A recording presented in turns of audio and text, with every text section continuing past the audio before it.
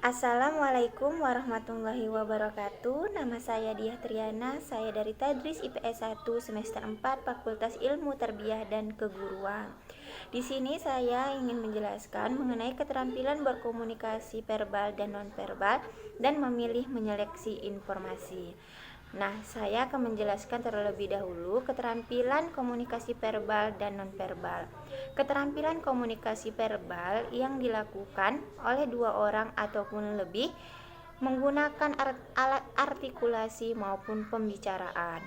Sedangkan komunikasi nonverbal ialah komunikasi yang dilakukan dua orang ataupun lebih yang dilakukan menggunakan gerak tubuh, ekspresi wajah, gerak tangan, postur tubuh, dan sebagainya.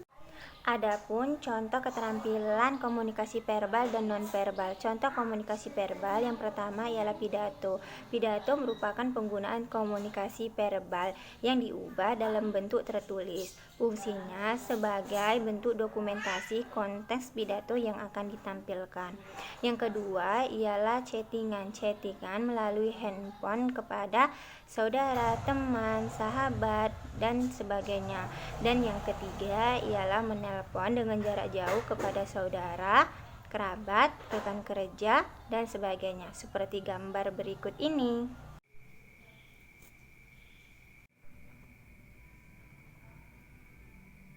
Contoh keterampilan komunikasi nonverbal yang pertama ialah menggelengkan kepala. Menggelengkan kepala berarti seseorang yang tidak menyetujui hasil diskusi.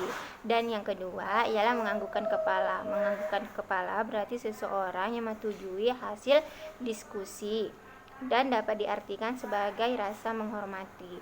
Dan yang ketiga ialah mengangkat satu tangan. Mengangkat satu tangan berarti seseorang yang ingin menanggapi suatu diskusi ataupun meeting.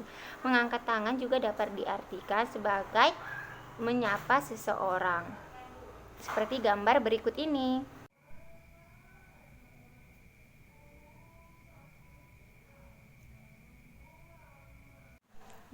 Sekarang saya akan membahas tentang tips memilih dan menyeleksi informasi seperti berikut ini.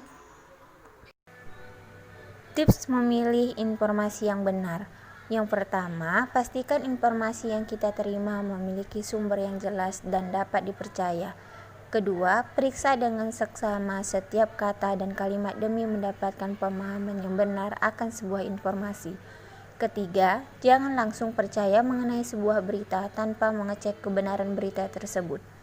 Keempat, biasakan untuk menahan diri untuk tidak langsung men-share setiap informasi yang kita terima.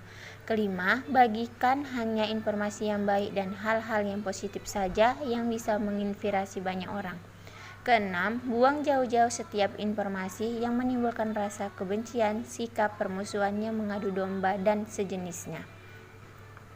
Dengan menerapkan prinsip check and recheck dan hanya membagikan hal-hal positif dan baik-baik saja akan setiap informasi yang kita terima.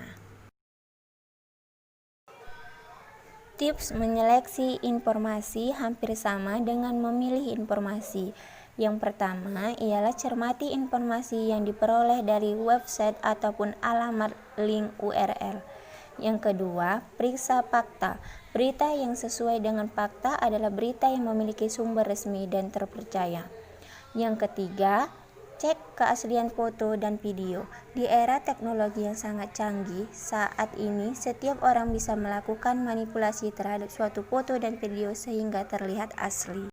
Mungkin itu saja yang bisa saya jelaskan tentang keterampilan komunikasi verbal dan nonverbal dan tips memilih dan menyeleksi informasi. Mohon maaf jika ada kesalahan dalam penyampaian. Assalamualaikum warahmatullahi wabarakatuh.